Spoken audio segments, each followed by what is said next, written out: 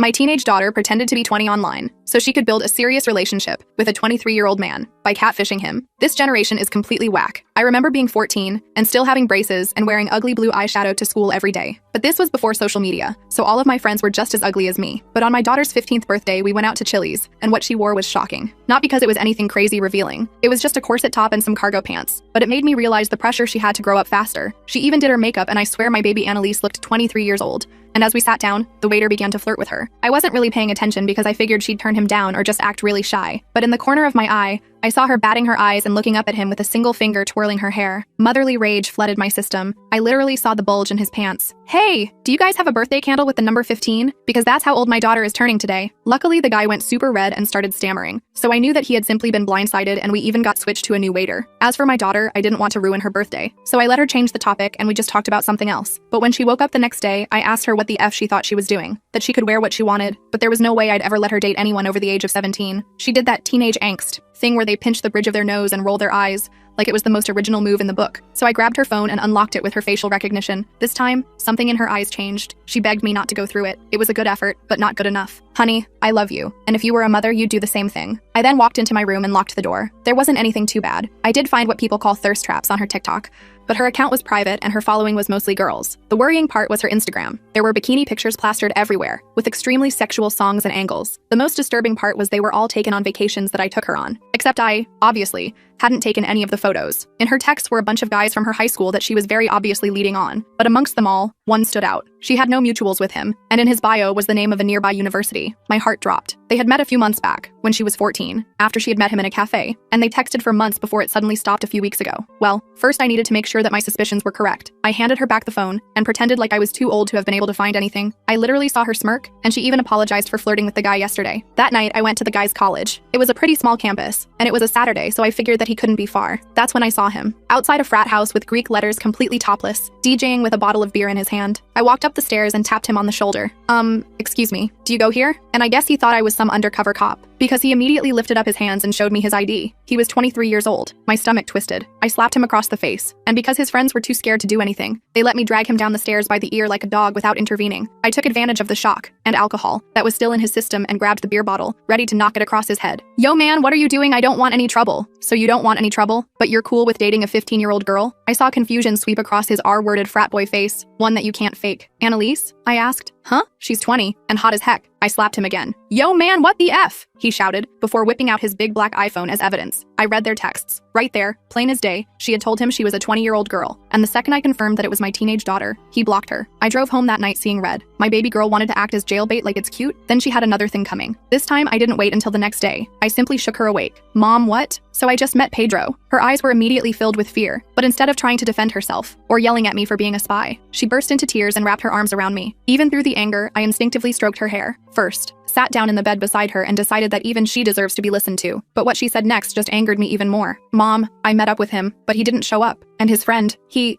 was then interrupted by bursting into tears again. I thought he was a good person, Mom. I'm sorry. It didn't take long to piece together what she was saying. Someone had stolen my daughter's innocence and I was going to make them pay. I circled the university pool area the following evening, keeping a safe distance while recording the friend, Marcus's predatory routine through my phone's zoom lens. He leaned in close to a petite blonde girl who couldn't have been more than 18, whispering something that made her giggle nervously, her cheeks flushing. His hand slid from her back to her waist with practiced ease, pulling her closer as if testing boundaries. I zoomed in, capturing every moment of his calculated manipulation, my blood boiling as I recognized the same tactics Annalise had described. The blonde's friend approached, looking concerned, and Marcus immediately switched his demeanor like flipping a switch, stepping back slightly and adopting a casual, almost brotherly stance. The performance was Oscar-worthy. As soon as the friend wandered back to the snack table, he was right back at it, this time offering the girl another drink from a silver flask he pulled from his pocket. My stomach churned violently as I watched him add something to her cup when she glanced away at a commotion by the diving board. This was the exact playbook he'd used on Annalise. I'd seen enough. I pocketed my phone and marched toward them, channeling every ounce of maternal fury in my 5'6" frame. Just as I approached, a burly fraternity brother with a crew cut stepped directly into my path, his muscled arms crossed over his chest. Hey, you don't look like a student, he said, eyeing my mom jeans and sensible shoes with suspicion. Who are you with? I hadn't planned for this obstacle. I'm looking for my nephew, Pedro Martinez, I improvised, forcing a casual smile. He told me to meet him out here. The guy's eyes narrowed skeptically. Pedro Alvarez? He's inside. Great, thanks, I said brightly, attempting to step around him, but he shifted to block me again, his movement fluid despite his size. Actually, why don't I take you to him? He gripped my arm firmly, not enough to hurt, but enough to make it clear I wasn't getting past him alone. I glanced back at Marcus, who was now leading the blonde girl toward a side door of the house, his hand possessively on the small of her back. My window of opportunity was closing fast. Fine, I conceded, allowing myself to be escorted back inside the crowded, beer-soaked house. The frat brother guided me through rooms packed with dancing students, his hand still firmly on my arm. When we reached the kitchen, Pedro was nowhere to be seen among the beer pong players and couples making out against the refrigerator. Looks like he stepped out, the guy said, his tone making it clear he knew I'd invented the connection. Maybe you should come back another time. I nodded, feigning defeat,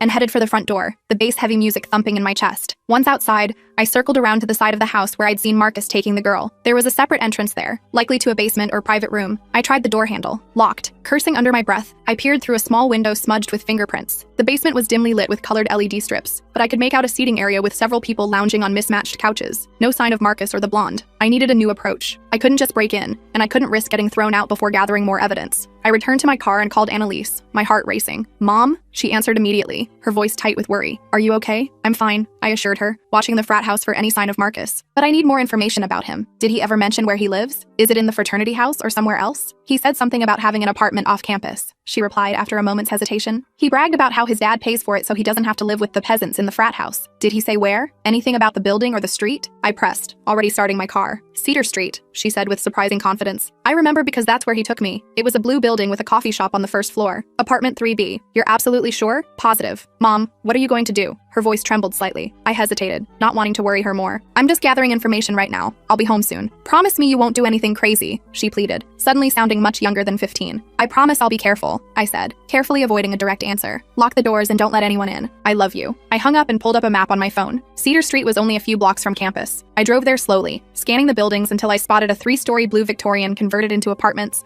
with a darkened coffee shop on the ground floor. I parked across the street and waited, watching the entrance, the car's heater barely cutting through the evening chill. My plan was simple. Confront Marcus directly, record the conversation, and get him to admit what he'd done to Annalise and other girls. It wasn't foolproof, but it was all I had. Around midnight, a group of people approached the building, laughing loudly and passing a bottle between them. Through my car window, I recognized Marcus's athletic build among them, his arm wrapped possessively around the blonde girl from the pool. She was stumbling slightly, leaning against him for support, her movements uncoordinated in a way that seemed more than just hammered. 3 other guys followed them, their raucous laughter echoing in the quiet street. My heart raced with renewed anger. This wasn't just about Annalise anymore. That girl was in danger right now. I got out of my car and crossed the street, approaching the group as they reached the building entrance. Marcus, right? I called out, my voice steady despite my racing pulse. He turned, confusion crossing his face as he tried to place me in the dim streetlight. Do I know you? No, but I know you, I replied, stepping closer until I could smell the whiskey on his breath. I'm Annalise's mother. His expression shifted from confusion to recognition to fear in quick succession. The blonde girl looked up at him through unfocused eyes. Who's Annalise? She mumbled, her words slurring together. Nobody, Marcus said quickly, then turned to his friends. Guys, take Brittany upstairs. I'll handle this. One of the other men took the blonde's arm, but I stepped forward, blocking their path. Brittany, do you know these men? I asked her directly, trying to make eye contact. She blinked slowly, swaying slightly. Marcus is in my psych class. We're having an after party. She's fine, Marcus snapped, irritation flashing in his eyes. Just had a few drinks. Mind your own business. Like you minded your own business when you drugged my 15-year-old daughter? I kept my voice low but intense, watching his friends' reactions. His friends exchanged uncomfortable glances. Yo, Marcus, what's she talking about? One of them asked. A tall guy with a baseball cap pulled low over his eyes. She's crazy, Marcus insisted, his casual demeanor slipping. I don't know any 15-year-olds. I pulled out my phone and showed them the screenshot I'd taken from Pedro's Instagram, a photo of Marcus with his arm around Annalise at what looked like a campus cafe. This is my daughter. She's 15. You gave her a drugged drink and tried to assault her 2 weeks ago. The atmosphere changed instantly. One of Marcus's friends let go of Brittany's arm and stepped back, his expression troubled. Dude, is that true? He asked Marcus, who was now visibly sweating despite the cool night air. Of course not, Marcus sputtered, running a hand through his gelled hair. She came on to me. She said she was in college. So you admit you know her? I pressed, seizing on his mistake. Marcus realized his error too late. His friends were now looking at him with undisguised suspicion, creating distance between themselves and him. I think Brittany should come with me, I said, reaching for the girl's hand. I can call her a cab or drive her home. No way, Marcus said, grabbing Brittany's arm possessively, his fingers digging into her skin. She's with me. Actually, one of his friends interjected, the tallest one with kind eyes. Maybe we should all call it a night. He turned to Brittany. Where do you live? We can get you an Uber. Marcus's face contorted with anger. What the hell, Jason? You're taking her side? I'm not taking sides, Jason replied calmly. But if what she's saying is true, it's bullshit, Marcus shouted, his voice echoing down the empty street. Brittany flinched at his outburst, seeming to sober up slightly. What's going on? She asked, looking around in confusion, her mascara smudged beneath her eyes. I addressed her directly, keeping my voice gentle. Brittany, I'm concerned that Marcus may have put something in your drink. It happened to my daughter, and I don't want it to happen to you. Her eyes widened. What? She's lying, Marcus insisted, but his voice lacked conviction. I saw him add something to your cup by the pool, I said. I have it on video. That was stretching the truth. My video wasn't clear enough to definitively show him drugging her drink, but the bluff worked. Brittany pulled away from Marcus, stumbling toward Jason. I want to go home, she said, her voice small and frightened. Marcus lunged forward suddenly, grabbing my phone from my hand. Give me that! Delete that video! I yanked back, but he was stronger. In the struggle, my phone fell to the concrete sidewalk with a sickening crack. Before I could retrieve it, Marcus stomped on it deliberately, shattering the screen under his expensive sneaker. You psycho! I shouted, pushing him back with both hands. He shoved me in return, harder than I expected, sending me sprawling onto the rough concrete. Pain shot through my wrist as I tried to break my fall. Marcus, what the hell? Jason yelled, stepping between us. You can't hit someone's mom, man! She's threatening me! Marcus shouted, his face contorted with rage. She's been stalking me! Jason helped me to my feet while another friend held Marcus back, struggling against his attempts to break free. I'm calling the police, I said, cradling my throbbing wrist. Go ahead, Marcus sneered, his handsome face ugly with hatred. Tell them how you've been following me around campus, harassing me. See who they believe, a respected student or some crazy helicopter mom. He had a point that made my stomach sink. Without my phone and the video evidence, it would be my word against his. And he had friends who could back up his story that I'd approached him aggressively. Jason seemed to sense my dilemma. Look, he said quietly, leaning close so Marcus couldn't hear. I've heard rumors about Marcus before. This isn't the first time. Then help me, I pleaded. That girl needs to get home safely, and my daughter deserves justice. Jason nodded, his expression resolute. I'll make sure Brittany gets home okay. He hesitated, then added, and I know some other girls who've had experiences with Marcus. I can put you in touch with them. It wasn't everything I wanted, but it was a start. I gave Jason my email address, and he promised to contact me the next day. As I drove home with a broken phone and throbbing wrist, I realized this was going to be harder than I thought. Marcus was protected by his friends, by his father's money, by a system that often failed to believe young women, but I wasn't giving up. When I arrived home, Annalise was waiting up for me, pacing the living room in her fuzzy pajamas, her face pale with worry. Mom, she cried when I walked in. I've been trying to call you for hours. What happened to your wrist? I explained everything, finding Marcus, the confrontation, my broken phone, and Jason's promise to help. This is all my fault, Annalise said, tears welling in her eyes. No, I said firmly, taking her hands in mine. What Marcus did, what he tried to do, that's not your fault. Yes, you made some poor choices, but he's the adult who tried to take advantage of a young girl. That's on him, not you. She nodded, wiping her eyes with the sleeve of her pajama top. So, what do we do now? Now, I said, summoning confidence I didn't entirely feel. We build a case. We find other victims, gather evidence, and make sure Marcus can't hurt anyone else. The next morning, I took Annalise to school myself, making her promise to come straight home afterward. My wrist wasn't broken, just badly sprained according to the urgent care doctor. So I wrapped it tightly and went to work with a new burner phone I'd picked up on the way. By lunchtime, I had an email from Jason with contact information for 3 other young women who'd had encounters with Marcus. All were college freshmen, all described similar experiences. Drinks that tasted strange, memory gaps, waking up in Marcus's apartment confused and disoriented. None had reported him officially. One girl, Vanessa, wrote that she'd tried to tell her resident advisor,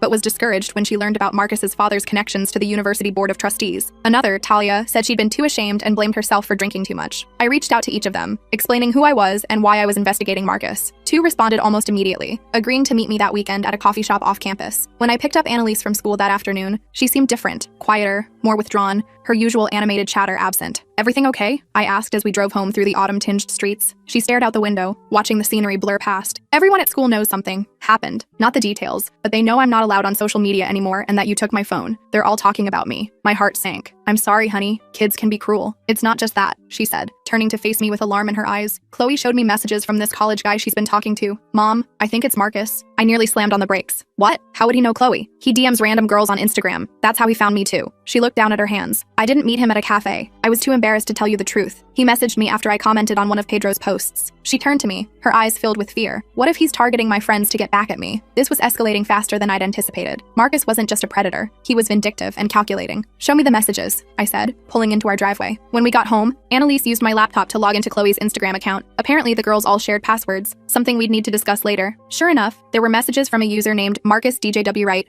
complimenting Chloe's photos and asking where she went to school. Call Chloe right now, I instructed. Tell her everything. Make sure she blocks him immediately. While Annalise called her friend, I checked my email again. There was a new message from Jason. Marcus knows you're talking to people. He's freaking out, threatening anyone who speaks to you. Be careful. He has a temper. I forwarded the email to my personal account and deleted it from the laptop, not wanting to worry Annalise more than necessary. But I was worried. This was no longer just about getting justice for what had happened.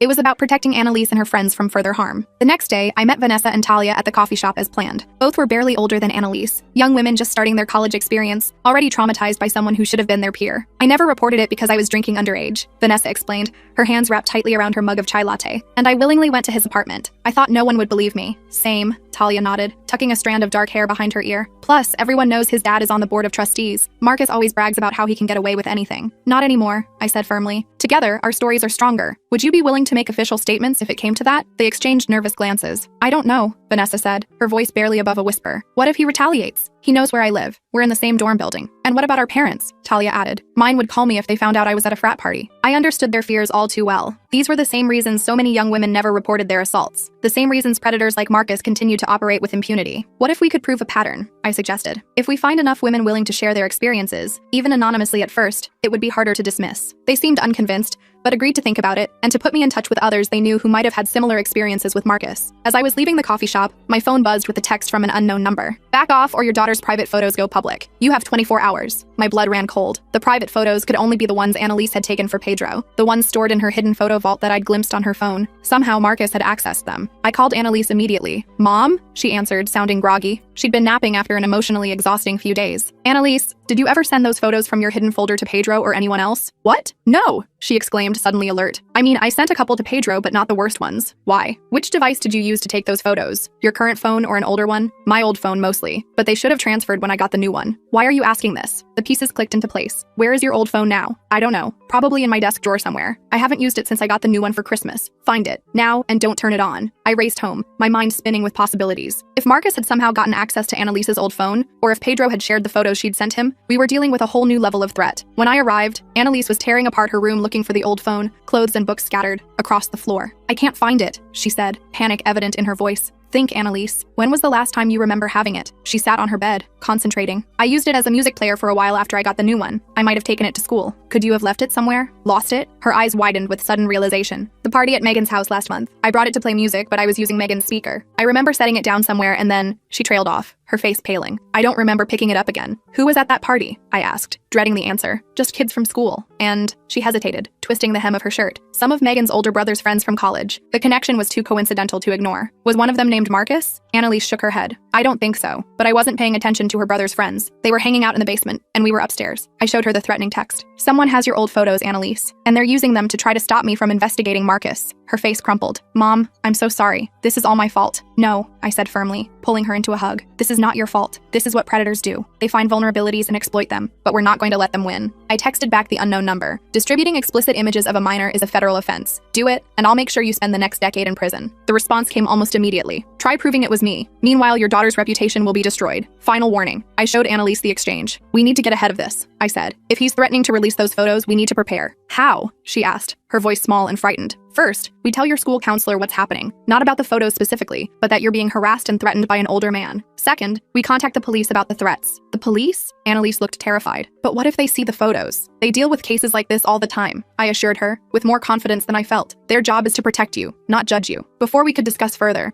my phone received another text from the unknown number, this time with an image attached. I opened it cautiously. It was a screenshot of an Instagram direct message to one of Annalise's friends, with one of her private photos attached. The message hadn't been sent yet. It was poised, finger hovering over the send button in the screenshot. Last chance, the accompanying text read. Meet me tonight at 8 p.m. at the campus coffee shop. Come alone or the photos go out to everyone on your daughter's friend list. I showed Annalise the message, watching her face crumple in horror. Mom, you can't go, she pleaded, grabbing my arm. It's obviously a trap. She was right, of course. Meeting an angry, cornered predator alone at night was dangerous. But the alternative, having those photos distributed to Annalise's entire social circle, was unthinkable. I have to, I said, my mind already racing through possible scenarios. But I'm not going in blind. I called Jason, explaining the situation without mentioning the photos specifically. Marcus is threatening my daughter, I said. He wants me to meet him tonight at the campus coffee shop. Don't go, Jason warned, his voice tense. He's been drinking all day, talking crazy. Some of the guys are worried about him. I don't have a choice, I replied, hearing the determination in my own voice. But I could use some backup. Jason hesitated. I don't want to get involved directly, but I'll be nearby, and I'll call campus security if anything happens. It wasn't ideal, but it was better than nothing. Next, I called Vanessa and Talia,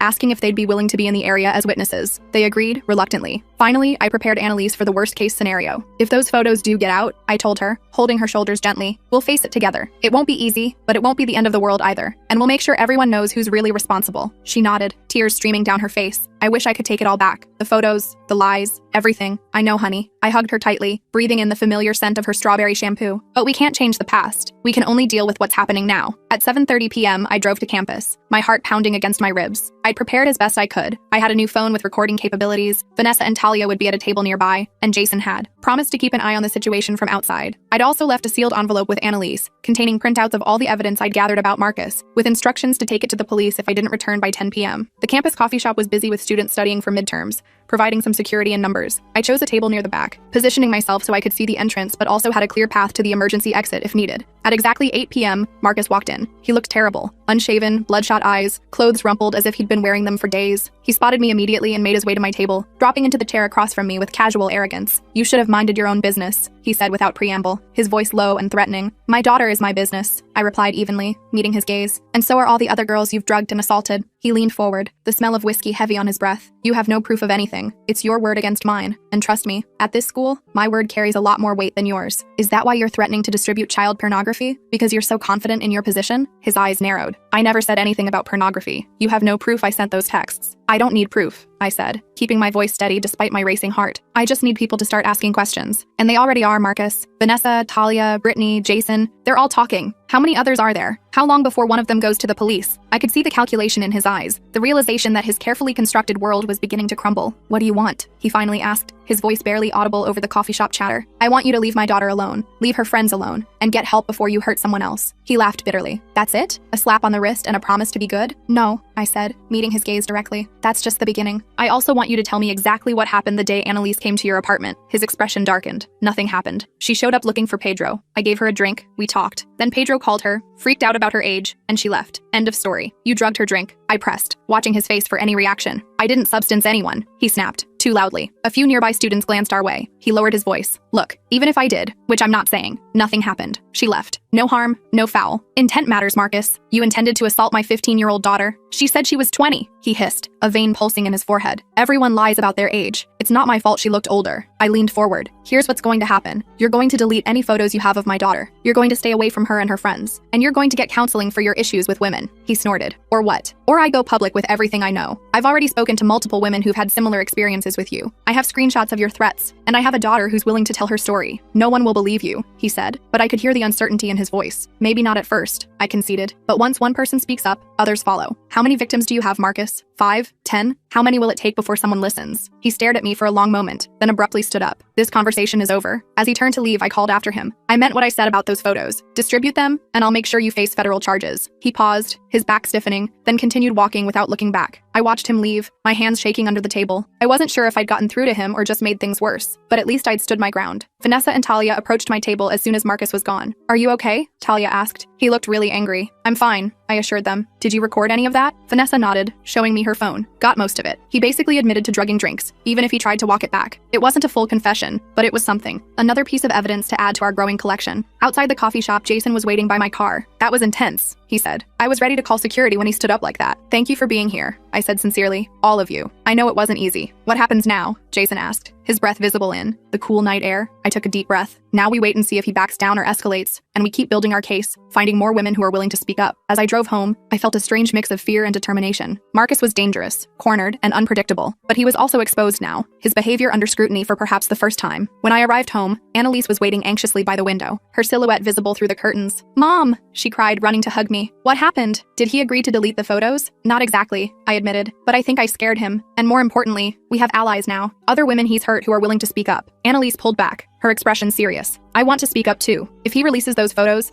I don't want to hide in shame. I want everyone to know what he tried to do to me." I felt a surge of pride through my worry. My daughter was finding her strength, her voice. "Are you sure?" I asked. "Once we go public, there's no going back." She nodded firmly. "I'm sure. I don't want him to hurt anyone else." That night, as Annalise slept, I sat at my computer drafting an email to the university's Title IX coordinator, the dean of students, and the campus police. I attached statements from Vanessa and Talia, screenshots of Marcus's threatening texts, and a detailed account of what had happened to Annalise. Before I could send it, my phone buzzed with a text from Jason. "Marcus just got arrested for DUI, crashed his car into a campus security vehicle. No one hurt, but he's in custody." It wasn't the justice we were seeking, but it was a start, and it bought us time to build our case properly. I closed my laptop and went to check on Annalise. She was sleeping peacefully for the first time in days, her face relaxed and young-looking without makeup. Tomorrow would bring new challenges, but for tonight at least, she was safe. And I was one step closer to making sure Marcus Wright never hurt another young woman again.